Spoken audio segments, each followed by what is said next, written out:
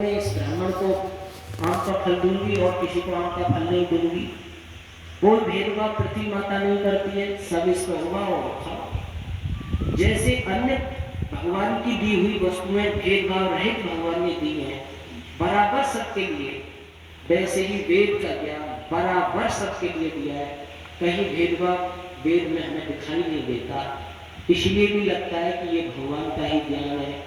इससे प्रमाणित होता है कि ईश्वरीय ज्ञान है। और जब हम ईश्वरीय ज्ञान से वंचित होते हैं तो आप कितना घाटे का सौदा कर रहे हैं ये आप समझ सकते हैं।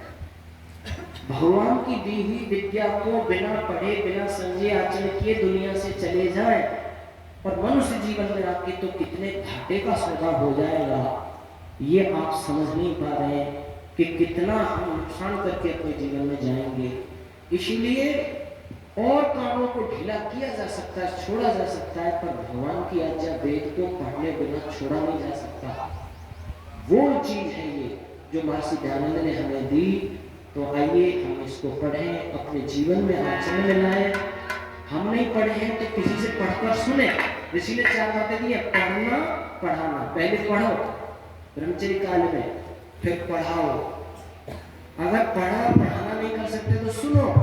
ये सत्संग क्यों किया जा रहा है? आप भगवान की कुछ वेद ज्ञान की चर्चाओं को सुने और सुन करके फिर आगे घर पे आप संबंधियों को सुनाओ। हम ये सुन के आए, वेद में ये आता है, ये हमें करना चाहिए, उसको फिर सुनाइए। तो आप पढ़ा नहीं सकते तो किसी से सुनिए और सुनकर याद करके फिर सुनाइए। देखो पहले तो वेद का नाम श्रुति था, कई पीढ़ियां तो ये सुन करके ही ज्ञान चला। वाणी से बोला, शिष्य ने सुना, याद कर लिया और फिर उसने दूसरे को सुनाया, सुन करके ही चला श्रुति। आज भी दक्षिण के ऐसे ब्राह्मण हैं जो निष्प्रयोजन वेद कंठ करते हैं। अभी 4 नवंबर 22 को 4, 5, 6 में अजमेर में विश्वविद्यालय में मेला लगा था। मैं वहां गया था, मैंने वानप्रस्थ लिया। तो वहां वेद प्रतियोगिता होती है हर वर्ष। कोई 1 वेद कंठ किए हुए, कोई 2, कोई 3, कोई 4। और दक्षिण के बच्चे आए थे वहां से, उड़ीसा, केरल, महाराष्ट्र, इधर के ही बच्चे जा रहे थे। किसी ने ऋग्वेद कंठ कर रखा था, किसी ने यजुर्वेद, किसी ने सामवेद, किसी ने अथर्ववेद। और वो फर्स्ट नाम, सेकंड नाम, थर्ड नाम वहीं पे ले गए। एक बेटी हमारे यहाँ की और चोटीपुरा गुरुकुल की, उसने यजुर्वेद सुना था, वो प्रथम नाम उसमें ले गई थी। अर्थात निष्प्रयोजन वेद कंठ करते हैं। महर्षि दयानंद ने कहा कि हम दक्षिण के ब्राह्मणों के बड़े ऋणी हैं जिन्होंने वेद कंठ करके रक्षा की। नहीं तो मुगल काल में जब हम थे सारे वेद शास्त्र हमारे जला दिए गए। इसको कंठ करके इधर के ब्राह्मणों ने बचा कर रखा और जो हमारे पास है। इसीलिए हमारा कर्तव्य बनता है कि हम कंठ करें, उसको रोज पढ़ें। 1 मंत्र 2 मंत्र बहन बेटियों से, बहुओं से, उनको सबको पढ़वाएं। महात्मा चाणक्य ने तो एक बात लिखी है, न विप्र पादोदक कर्तमानी, न वेद शास्त्र ध्वनि गर्जतानी, स्वाहा स्वधाकार विवर्जतानी, शमशान तुल्यानि गृहाणः। जिन घरों में विद्वानों का आगमन नहीं होता, विप्र पाद उदक कर्तमानी, विद्वानों के पैर धुलाने से कीचड़ नहीं होती जिन घरों में, न वेद शास्त्र ध्वनि गर्जतानी, जिन घरों में वेद मंत्र नहीं बोले जाते, स्तुति प्रार्थना उपासना स्वस्ति वाचन शांति प्रकरण वेद पाठ जिन घरों में नहीं होते, और स्वाहा स्वाहा स्वाहा करके जिन घरों में आहुतियां नहीं लगती, यज्ञ नहीं होते।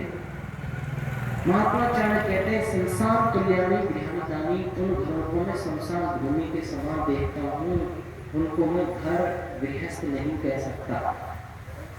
आपके घर आदर्श बने, सुंदर बने, सुख की चहुओं से वर्षा हो, आवश्यक है रोजाना स्वाहा हो और वेद मंत्रों का पाठ घर में हो और विद्वान भी यदा कदा आते रहे, तो ही हमारे घर, हमारे जीवन सुंदर सुखद और मंगलमय बन सकते हैं। इसलिए भजन कवि ने लिखा है, वेद का पढ़ना पढ़ाना चाहिए। पढ़ना पढ़ाना, वेद का सुनना सुनाना, पढ़ना पढ़ाना, वेद का सुनना सुनाना परम धर्म कहलाए। पढ़ना पढ़ाना वेद का सुनना सुनाना पढ़ना पढ़ाना वेद का सुनना सुनाना परम धर्म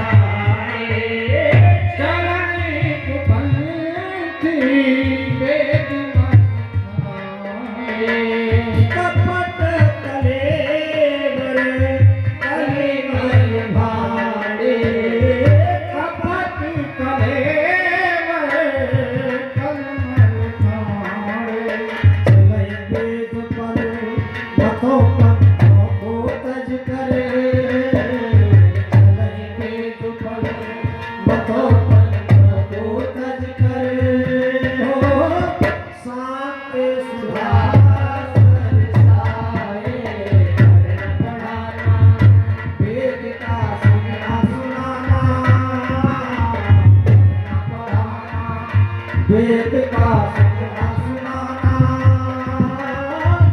परम धर्म कहलाए। पढ़ना पढ़ाना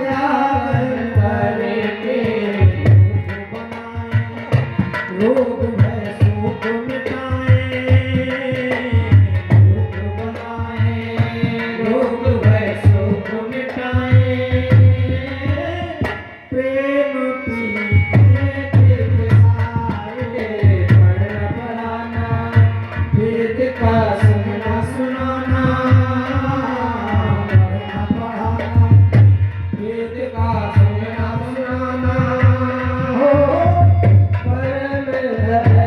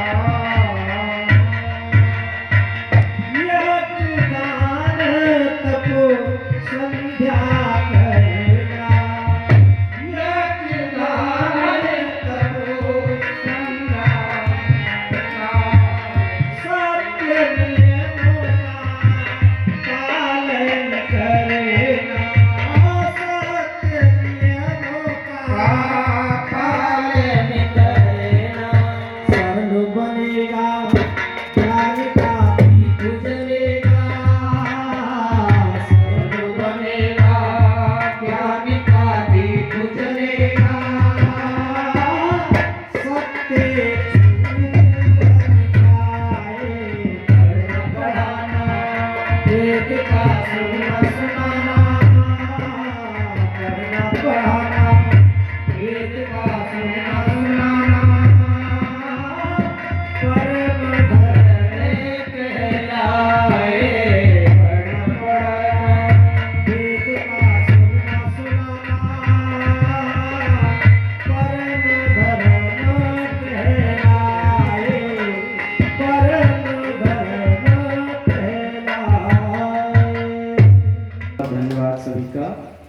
सज्जनों, माताओं, बहनों, तो मैं निवेदन कर रहा था कि प्रथम हमारे जीवन को सुंदर बनाने के लिए हमें ये उपाय करना चाहिए कि भगवान की वाणी वेद को हम रूबरू हों, पढ़ें, सुनें, समझें। अब बात आती है, वेद के अनुसार हम दुनिया का ज्ञान करना चाहते हैं जो भगवान ने दिया है। तो ज्ञान के लिए पहले निकट की चीज जानी जाती है, फिर दूर की चीज जानी जाती है। अर्थात कोई जानकारी आप करना चाहो, जैसे आप दिल्ली को जानना चाहते हो तो पहले मथुरा को जानना होगा, फिर कोसी को, फिर आगे पलवल को, फिर फरीदाबाद, फिर जाके दिल्ली का ज्ञान होगा। पास की चीज को पहले जानो, फिर दूर दूर दूर दूर, ऐसे ज्ञान बढ़ता है, निकट से दूर तक का ज्ञान। अब मेरे से ज्यादा निकट इस दुनिया में कोई है नहीं। ये माइक की भी जानकारी मैं करना चाहूँ तो ये भी मेरे से दूर है। आपकी जानकारी करना चाहूँ तो आप तो माइक से भी दूर है। तो सबसे पहले मुझे अपनी ही जानकारी करनी होगी, क्योंकि मैं भी एक बहुत बड़ा रहस्य हूँ। हम सबके सामने कुछ प्रश्न हैं। जब हम पैदा होते हैं तो पिता भी कहता है कुअसी कतवसी कस्यासी को नामासी, तू कौन है, क्या तेरा नाम है, कहाँ से आया है, क्या करना है, कहाँ चला जाएगा, इन सारे रहस्यों को तुझे खोजना है। हमारे सामने ये प्रश्न है, मैं कौन हूँ और मुझे यहाँ क्या करना चाहिए। फिर हम कहाँ चले जाते हैं, क्यों छोड़ जाते हैं इस दुनिया को, और दुनिया में छोड़कर जाने के बाद क्या गति हमारी होती होगी। ये कितने बड़े प्रश्न हैं, कितने बड़े रहस्य भरे प्रश्न हैं, और हम बिना इनको खोजे दुनिया से चले जा रहे हैं, जिए जा रहे हैं और चले जाते हैं। तो आइए इस चलते फिरते शरीर के बारे में भगवान ने एक मंत्र के द्वारा हमें कुछ उपदेश दिया है। यजुर्वेद का मंत्र है, 40वें अध्याय का मंत्र है, वायु रनिलम मृतम अथेवम भस्मांतम शरीरम ओम कृतो स्मरा क्लवे स्मरा कृतम स्मरा। भगवान ने पहले चरण में इस शरीर की वास्तविक हकीकत को बताया है और दूसरे चरण में इसका उद्देश्य बताया। ये हम आए क्यों हैं इस शरीर के अंदर संसार में, तो उद्देश्य भी छिपा हुआ। सबसे पहले भगवान ने कहा वायु, हे गतिशील आत्मा। ये वायु है, एक तो भौतिक वायु है। यहाँ आत्मा को भी भगवान ने संबोधित किया है वायु नाम से, क्योंकि वायु वा गतगंधन्यो धातु से बनता है, जो गति करती है, गंध को उड़ा कर ले जाती है, धर धर घुमाती है। वैसे ही मैं आत्मा गतिशील आत्मा हूँ। आत्मा का एक स्वरूप है कृत्न वाली, गति वाली, चेतन चीज गतिमान होती है। तो भगवान ने कहा हे गतिशील आत्मा, अनिलम तू अभौतिक है। अर्थात एक तो 5 भूतों के मेल से चीज बनती दुनिया में, अग्नि जल वायु पृथ्वी आकाश, ये 5 भूत है, जड़ भूत है। इनसे मिली हुई चीज को भौतिक वस्तु कहते हैं, और जो इन चीजों से मिलकर बनी नहीं है और अपनी सत्ता में, उसको अनिलम अभौतिक कहा जाता है। आत्मा जो मैं हूँ, हम सब में जो स्त्री पुरुषों में चीटी हाथी में आत्मा है, वो अभौतिक है। वो अग्नि जलवायु पृथ्वी के मेल से बनी नहीं है। तो क्या है, और क्या है, अमृतम, वो अमृत भी है। आप अपने को मानो, अपने को पढ़ो, मैं गतिशील आत्मा हूँ, मैं अभौतिक आत्मा हूँ, मैं अमृत आत्मा हूँ। भगवान कह रहे हैं अमृत, कहते हैं यो मृतः स अमृतः, यानी जिसकी कभी मृत्यु नहीं होती उसको अमृत कहा जाता है। तो मैं जो आत्मा हूँ, मैं कभी मरता नहीं, ये भगवान कहते हैं। वेद में जगह जगह आता है न मर्ष्यसि न मर्ष्यसि माधुहे। अरे आत्मा तू मरता नहीं, मरता नहीं, डर मत, भयभीत मत हो, कंपायमान मत हो, तू तो मरता ही नहीं है, तू तो नित्य है, शाश्वत है, अमृत है। तो फिर भगवान ये मृत्यु किसकी होती है? तो का अथ इदम भस्मांतम शरीरम, ये जो शरीर है इसकी मुट्ठी राख होती है, इसकी भस्म होती है, क्योंकि ये भौतिक तत्वों से बना है। पर तू इसमें रहने वाला आत्मा अमृत है, गतिशील है, अभौतिक है, तेरी मृत्यु नहीं होती है। इसी बात को, इसी सिद्धांत को समझाने के लिए महाभारत का एक अंग है गीता। उस गीता में एक प्रसंग के द्वारा समझाया गया है। जिस समय अर्जुन को व्यामोह हुआ, जिस समय अर्जुन को ये कहा कि मैं युद्ध नहीं लड़ पाऊंगा, और वो रथ के पिछले हिस्से में और गांडीव रख करके बैठ गया, सिर पर हाथ रख के। जब योगीराज कृष्ण ने मुड़ करके देखा तो कहा, पार्थ कौनते, क्या बात है? तो उस समय अर्जुन ने कहा, हे कृष्ण, हे मधुसूदन, सिर चकरा रहा है, गांडीव शिथिल हो रहा है, मैं जिनसे युद्ध लड़ने आया हूँ सामने देख रहा हूँ वो मुझे अपने दिखाई दे रहे हैं, मेरे दादा परदादा, गुरु, भाई, भतीजे, संबंधी, जिनकी गोद में पढ़ा हूँ, जिन्होंने पढ़ा लिखा के योग किया है, आज उनको मैं मारूंगा, वो मुझे मारेंगे, और खून से लथपथ राज्य को मैं भोगूंगा। मैं युद्ध नहीं लड़ पाऊंगा केशव, मैं युद्ध नहीं लड़ पाऊंगा। जब ये बात सुनी तो कोई योगीराज कृष्ण ने धनुर्वेद का ज्ञान थोड़े ही दिया था कि धनुष बाण ऐसे ऐसे चलाओ, केवल आत्मा की नित्यता का ज्ञान दिया था। केवल इस मंत्र का भाव बताया गया था कि हे पार्थ, न तू किसी को मार सकता है और न तुझे कोई मार सकता है। आत्मा तो नित्य है, शाश्वत है, कोई किसी को नहीं मार सकता है। और उस समय उन्होंने एक श्लोक लिखा है, वहां व्यास जी ने कृष्ण जी से कहलवाया है, नैनम छिन्नन्ति शस्त्राणि नैनम दहति पावका न चैनम क्लेदयन्त्याको न शोषयति मारका। हे पार्थ, आत्मा वो तत्व है जिसको शस्त्र काट नहीं सकता है, तलवार की पैनी से पैनी धार जीवात्मा आत्मा के दो टुकड़े नहीं कर सकती है। यानी उस जीव तलवार की धार से भी सूक्ष्म जीवात्मा है। उपनिषदों में कुछ जीवात्मा कैसे वर्णन स्वरूप का वर्णन बताया है कि बाल का अग्रभाग लीजिए, बाल का आगे का हिस्सा, और उसकी युक्ति से 100 टुकड़े कीजिए, और फिर जो 100वां टुकड़ा है उसके फिर 100 टुकड़े कीजिए, उससे भी सूक्ष्म जीवात्मा है। तलवार की पैनी धार भी जीवात्मा में प्रवेश करके 2 टुकड़े नहीं कर सकती, तो वो तो अमृत है, नित्य है, शाश्वत है, उसे काट नहीं सकती कोई चीज। और अग्नि क्या करती है? अग्नि में भेदक सकती है, किसी चीज के अंदर घुस के उसको टुकड़ों में तोड़ देती है। तो अग्नि की भी सामर्थ्य नहीं है कि जीवात्मा में अंदर घुस के उसके 2 भाग कर सके। अग्नि जला नहीं सकती है, और जल उसको गीला नहीं कर सकता। जैसे मिट्टी का ढिला है ठोस, उसमें टपका पानी डालो, वो पानी अंदर घुसेगा और उसके कणों को ढीला कर देगा और यूं बिखर जाएंगे। ऐसे जीवात्मा में जल घुस के उसको ढीला गीला नहीं कर सकता, और वायु से सुखा नहीं सकती है। अर्थात दुनिया की कोई चीज जीवात्मा को मार नहीं सकती है, क्योंकि जीवात्मा सूक्ष्म है, नित्य है, शाश्वत है, अमृत है, मारा नहीं जाता।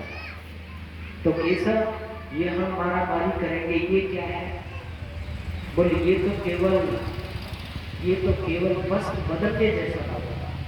और वहां समझाया है, वासांसि जीर्णानि यथा विहाय नवानि गृह्णानि नरोपराणि तथा शरीराणि विहाय जीर्णानि अन्यानि संयाति नवानि देहि।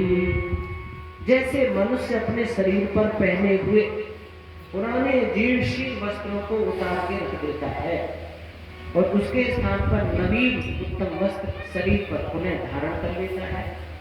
तथा शरीराणि विहाय जीर्णानि, वैसे ही देही जो आत्मा, वो इस जीर्णशील पुराने वस्त्र रूपी शरीर को छोड़ देती है, त्याग देती है, और एक नवीन सुंदर शिशु रूपी दूसरा वस्त्र अपने पर धारण कर लेती है।